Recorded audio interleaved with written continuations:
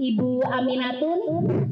Ibu, saya tahu ini bukan hal yang mudah untuk diceritakan, tapi justru dari cerita kita bisa belajar tentang arti kemanusiaan.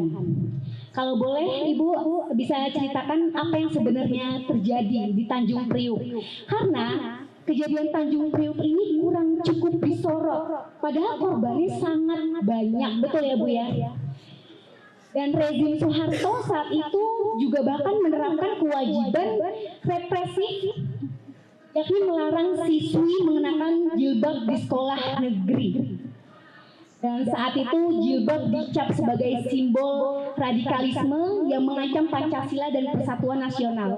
Nah, saya ingin mendengar cerita dari Ibu, apakah karena unsur jilbab dan agama penangkapan tanpa dasar itu dilakukan? Silakan. Bismillahirrahmanirrahim.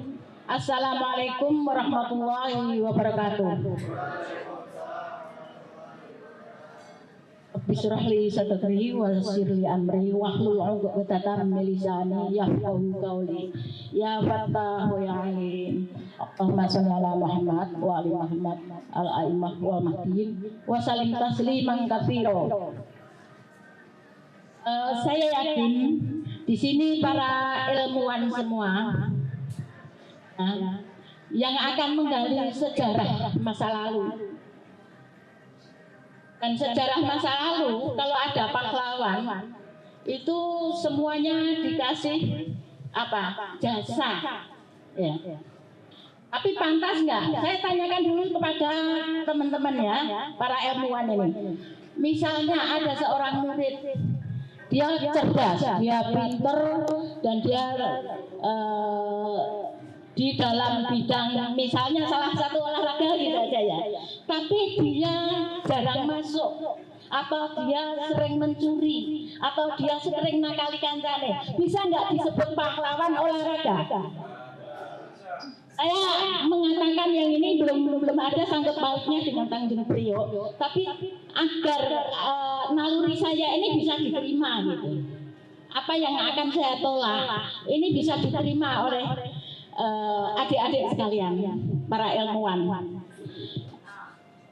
Kalau seandainya ya ada sesuatu yang ganjil saat ini ya, saat ini negara itu para ilmuwan itu ada ilmu hitam yang memakai jasa jin. Adik-adik percaya enggak itu? Tidak percaya? Oh ya, kalau nggak percaya sudah saya enggak itu. Tapi saya melihat di TV itu kok kayak benar gitu. Benaran. Zaman Soeharto itu masalahnya ada seperti itu. Jadi kalau adik-adik tidak percaya, mending tidak usah saya ngomong. Nah, gitu aja. Ini dalam kasus itu Soeharto itu zaman dulu itu yang ditentang adalah para masyarakat itu asas tunggal sebenarnya. Jadi semua dai-dai di situ itu mengkritisi asas tunggal waktu itu, karena asas tunggal itu dengan sekarang itu beda, seolah-olah dicampur adukan gitu. Jadi para dai-dai itu pada menentang. Ya, kasusnya itu sebenarnya. Tapi waktu penjeblosan bedahnya Tanjung Priok ini sebenarnya juga para dai itu pada ngumpul di situ, dan saya itu sebenarnya tidak menghadiri, cuman saya tahu akan rencana-rencananya itu hanya sekedar tahu dari bisikan-bisikan orang. Makanya saya sebagai wanita itu cukup diam di rumah. Dalam waktu itu meledosnya Tanjung Priok, saya juga tahu sebenarnya. Cuman saya ya diam aja, saya tetap tinggal di rumah, dan keluarga saya termasuk kakak saya yang sekeluarga itu di rumah semua. Tapi ketika hanya karena saya pakai jilbab, itulah jadi sasaran empuk bagi mereka. Karena waktu itu ada pelajar siswi-siswi SMA itu mulai memakai jilbab dan itu dianggap teroris atau radikalis gitu. Jadi hanya sekedar itu. Kemudian cara penjiduan saya itu sebenarnya saya juga nggak tercantum di situ. Hanya gara-gara kakak saya itu ditangkap, saya melawan waktu itu. Bukan melawan sih, membela diri. Ada nggak suratnya? Ada nggak perintahnya penangkapan ini? Terus kakak saya mau dibawa kemana? Hanya karena itu kekerasan saya melindungi kakak saya, itulah dia langsung lari, bukan langsung diapa, lari tanya siapa namanya sama yang di luar itu, tetangga yang mungkin intelijen ya sekarang, intelijen itu bahwa nama saya Aminatun. Langsung, kamu namanya Aminatun? Iya, mau apa? Bawa langsung. Saya apa? Bawa langsung dulu. Oke, bawa langsung. Kemudian militer itu menggebrak ipar saya yang lagi ngelonin anaknya, itu mau dibongkar. Saya juga menentang, tak anggap. Jangan, itu istri kakak saya. Dia lagi tidur, jangan diganggu. Dia nekat, kemudian aku berteriak menghalangi mereka. Jadi jangan pintu gitu, saya rebutan dia. Kakak saya akhirnya terbangun dan membenahi dirinya. Nah, waktu itu saya ada sekitar dini hari ya, jam 2. Karena masuknya itu jam 12 tepat. Saya juga belum tidur waktu itu. Itu langsung saya dibawa.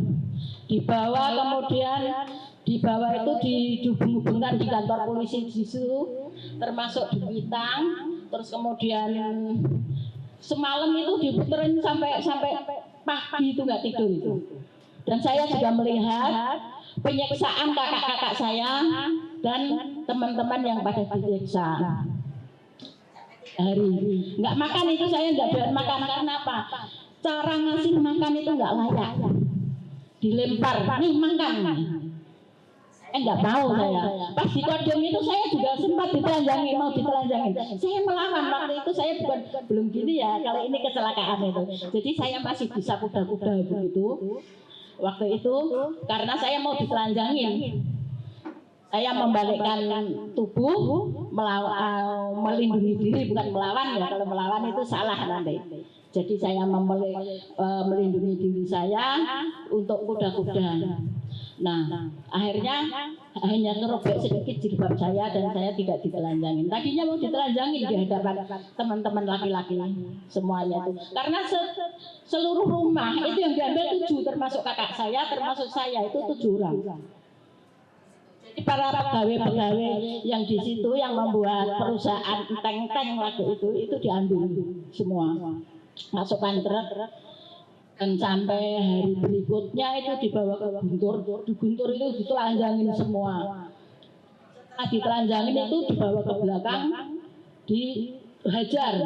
Saya sendiri disendirikan di kamar. Dan saya di kamar itu penuh godaan itu. Nggak bisa tidur karena setiap kali saya itu buat tontonan dari atas gitu itu pada militer muda itu pada manjat, pada ngeliat gitu. Jadi waktu itu kan belum ada perempuan kok ditangkap, itu belum. Jadi penasaran, mereka ingin melihat saya dan pelecehan lah, intinya begitu, mengalami pelecehan. Kalau sekarang waktu itu umur saya baru 27.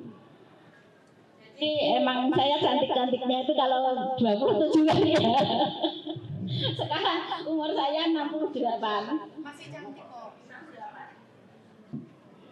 68. Yang lebih muda ya kelihatannya. Sampai di situ saya di kamar itu akhirnya ditelanjangi sama kowat 2 orang. Itu saya juga direkam dari mana saya nggak tahu, tapi setelah saya dipindahkan ke Cimanggis, nah itu ada suara-suara dari atas, dari saya. Jadi apa ya, memuja. Intinya itu pujian-pujian supaya saya itu ya mungkin jatuh cinta apa-apa bisa lah. Soalnya komandannya itu yang interview saya itu seorang komandan itu tampan sekali juga. Kalau seandainya bukan karena perjuangan itu, kalau intinya itu laki-laki dan perempuan itu pasti akan tertarik, pasti itu. Dan pujian aja setiap malam, indah begini, itunya begini. Saya bingung. Oh berarti waktu itu ada kamera. Kan ya. Dan di kamar itu, kamar saya gelap. Kamar di Cimanggis itu gelap, yaitu Jejer Salim Pagar, saya di sini Abdul Qadir Jailani, Tony Ardi sebelah sono seberang jauh.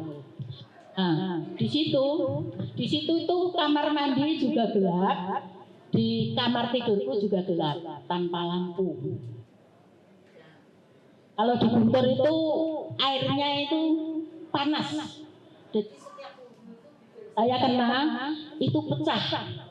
Dan makanan itu nggak layak dimakan. Jadi selama di Guntur 3 hari. Kalau teman-teman itu seminggu, tapi saya hanya 3 hari.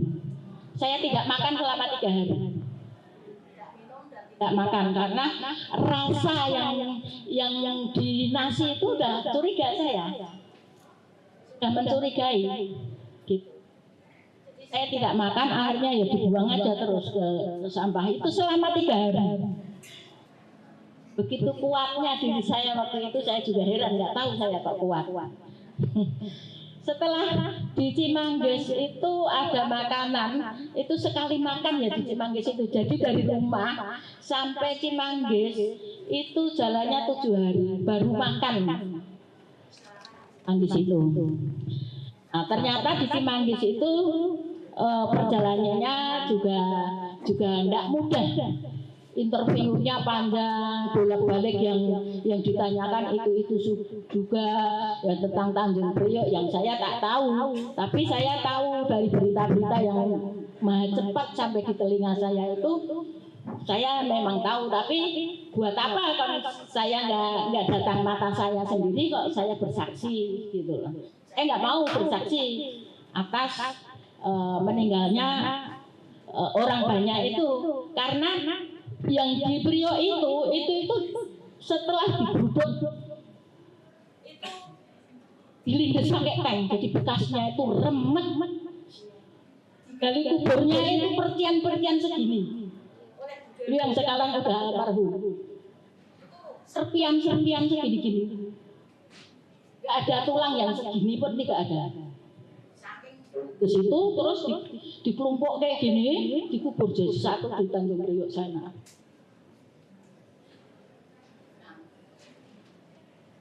Di Cimanggis itu interviewnya membosankan, sehingga kata saya itu sampai diam, sampai apa yang tak katakan itu bosan. Nah, itu terus yang ditanyakan, dia nggak percaya. Dan di saya akhirnya mengalami saya wanita murni ya asli. Jadi saya itu menstruasi. Nah, menstruasi itu saya kan pakai pakaian tahanan itu coklat, celana monyet itu loh. Nah, itu celana monyet yang baju campur sana jadi satu kayak gitu. Nah, itu sampai basah kuyup. Mungkin ya karena apa nggak tahu, tapi kok banjir gitu. Kasur itu penuh. Nah, itu saya nggak digantikan kasurnya, tidak digantikan pakaiannya, dan tidak digantikan softtek. Nah, dipanggil interview, saya sebagai perempuan, perdarahan segini itu banyak sampai darah itu, dipanggil ke depan, ya saya menolak, saya dulu kayak gini. Masa saya mau dihadapkan diiring ke sana, malu saya. Itu dianggap apa? Saya menolak itu. Nggak mau di interview, nggak mau ditanya. Jadi negatif, padahal saya betul-betul sini itu bara itu sudah nggak karuan pokoknya, karena tanpa softtek. Sebenarnya saya cerita begini malu ya, karena ya, tapi ya apa boleh buat, itu kenyataan. Dan di situ kakak saya ipar itu besok yang namanya kasih roti, terus sikat gigi, odol. Tapi sikatnya itu nggak diberikan, odolnya itu nggak diberikan. Jadi selama di Cimanggis, selama ditahan dari rumah sampai Cimanggis itu 40 hari, itu saya nggak gosok gigi. Akibatnya apa? Ini gigi saya udah di sini rusak karena sebulan jalan sebulan tidak gosok gigi. Itu pakai kumur, pakai jari-jariku sendiri gini. Akan risih kalau sudah biasa pakai itu. Dan dia sendiri interview itu sebenarnya juga nggak tahan bau mulut saya itu. Dia juga nggak berani menghadap saya. Kamu nggak gosok gigi? Lah siapa? Saya nggak dikasih sikat gigi. Akhirnya apa? Besok tak bawakan sikat gigi. Bawakan sikat gigi sama odol. Dompet kecil ini. Yang ditunjukkan ini tak bawakan sikat gigi. Apa itu? Pistol. Bukan sikat, bukan odol, tapi pistol.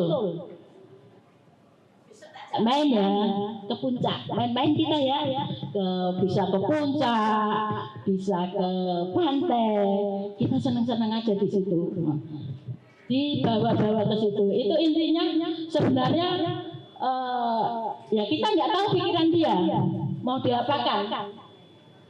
Tapi yang jelas ini saya nggak menghukumi mau dibawa kemana ya, yang jelas saya udah tidak mau. Tapi di kamar itu, di interview di kamar itu sempat, itu pernah tangannya itu pegang kepala saya. Aku bisa melihat tubuhmu. Saya panik itu. Saya halus, bisa. Tersenyum, seolah-olah kemenangan dengan senyum kemenangan. Kita nikah dulu, panggil kakakku untuk kesini. Kalau mau. Kakak saya di ruang sana, tahanan sana. Panggil ke sini untuk menikahkan saya dengan kamu. Dia langsung luluh. Tidak punya otot gitu. Nah, saya nggak jadi ditelanjangin di kamar karena hanya berdua itu. Sebenarnya intinya saya tahu masuk kamar itu dia pelecehan. Malam-malam juga pernah itu mendatangi saya. Saya dibikin takut dulu, dibikin suara-suara yang seolah-olah giliran pembunuhan. Saya juga mau digilir, mau dibunuh itu. Udah militer, udah membuka pintu, itu nyata itu. Tapi saya izin sholat dulu ya. Saya seolah-olah tegak. Jadi dia tidak jadi membunuh saya, tidak jadi memperkosa saya, ya karena ya apa yang di otaknya saya kalau saya itu kan namanya merekayasa. Itu saya nggak mau merekayasa intinya. Tapi kelakuan dia itu seperti itu. Pernah juga ditengok oleh yang Sri Sutresno itu melihat saya agak ngumpet begitu, tapi saya tahu dia Sutresno melihat kehamilan perempuan itu. Kemudian selanjutnya sampai 45 hari saya diputar-putarkan di situ dan saya mengalami sakit berat itu. Sakit berat lah itu tanpa obat, tanpa diperiksakan yang hampir mati saya. Bagaimana saya sudah nggak bisa melek, sangat melekkan mata ini sudah ke atas. Setelah sampai di rumah saya masuk rumah sakit Islam. Nah di situ saya dikasih obat-obatan untuk supaya saya itu lupa, obat tidur surya. Akhirnya saya di situ itu bukannya saya sehat, cuman malah saya tambah sakit karena kena obat-obatan itu. Saya sudah nggak kuat berdiri lagi. Padahal tadi waktu saya masuk rumah sakit itu saya bisa lari kenceng. masih bisa lari, masih bisa berdiri, apapun walaupun tadi kondisi seperti itu. Tapi setelah masuk rumah sakit, saya berdiri itu pingsan. Setiap mau berdiri itu roboh. Akhirnya saya pipis di situ pakai spot. Dan saya juga masih kondisi hack waktu itu. Jadi hack itu ada, saya ganti juga di tempat tidur waktu itu. Karena waktu itu memang saya sampai kebanyakan obat-obatnya itu nggak mengenal bapakku, tidak mengenal temanku, nggak kenal dosen-dosenku waktu itu, sampai lupa semuanya. Kebanyakan obat itu yang untuk melupakan, untuk obat tidur, obat apa saya nggak tahu, itu nggak pernah kenal. Tapi emang kalau selanjutnya setelah keluar itu kayak ketagihan, kalau nggak minum obat itu pusing rasanya. Nah, dengan kondisi seperti itu, pantaskah seorang pemimpin, seorang negarawan kemudian memperlakukan rakyatnya seperti itu yang nggak tahu apa-apa, terus dia punya kebaikan yang satu tadi kayak anak olahraga tadi, pembangunan, terus dijadikan pahlawan, tapi semua perbuatannya jelek, apa bisa? Masuk akal nggak kalau dia itu seorang pahlawan? Saya menentang keras sampai sekarang kalau ada di Facebook itu menyanjung-nyanjung Soeharto, saya langsung komen.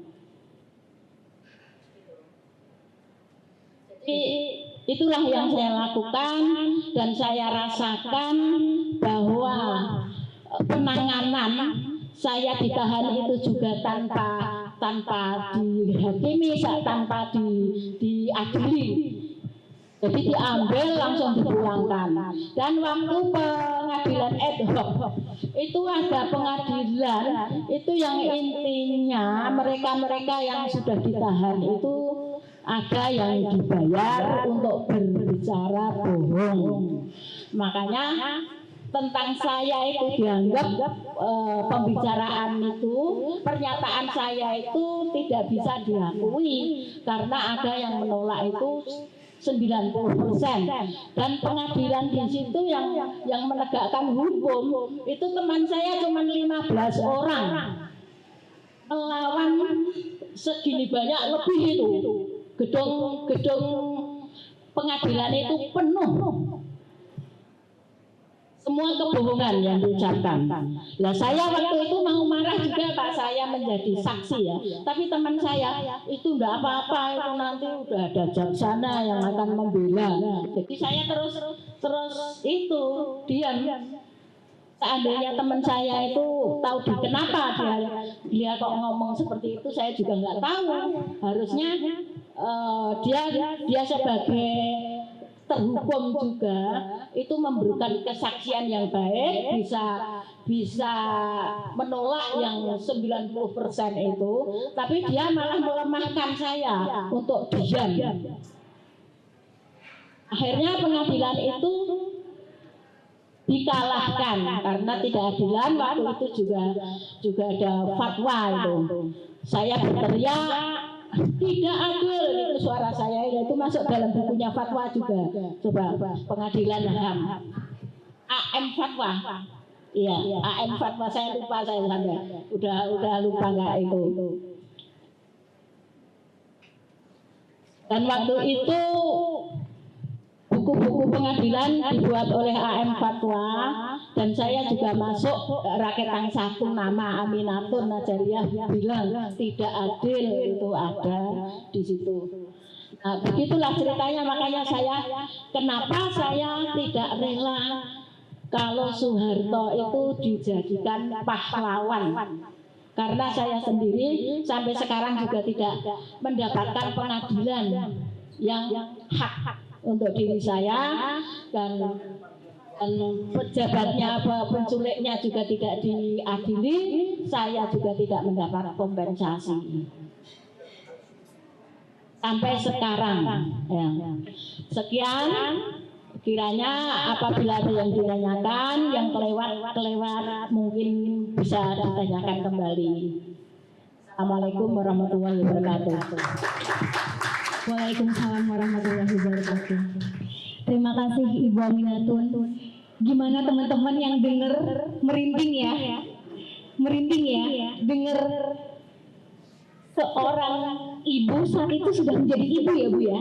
Sudah punya anak satu. Oh ya, anak saya waktu itu satu. Sudah umur sekitar 5 tahun. Saya jadi statusnya janda itu. Jadi saya dicerai oleh suami saya sewaktu ditinggalkan suami saya sewaktu saya masih hamil, dan itu pun karena aku bersama kakakku itu juga dituduh sangat buruk sekali di tahanan maupun di interview. Betul. Jadi ditangkap tanpa ada bukti yang jelas, tanpa ada alasan yang jelas, dan tidak pernah diadili, dipenjara selama 40 hari, 45 hari dengan perlakuan yang sangat tidak manusiawi.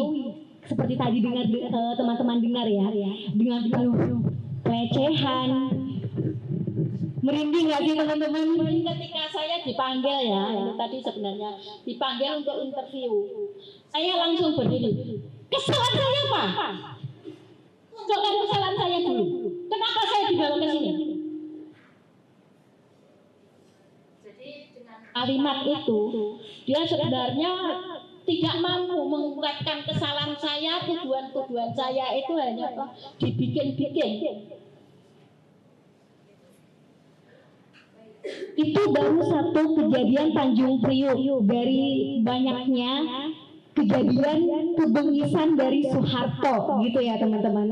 Oke, terima kasih Ibu Aminatun.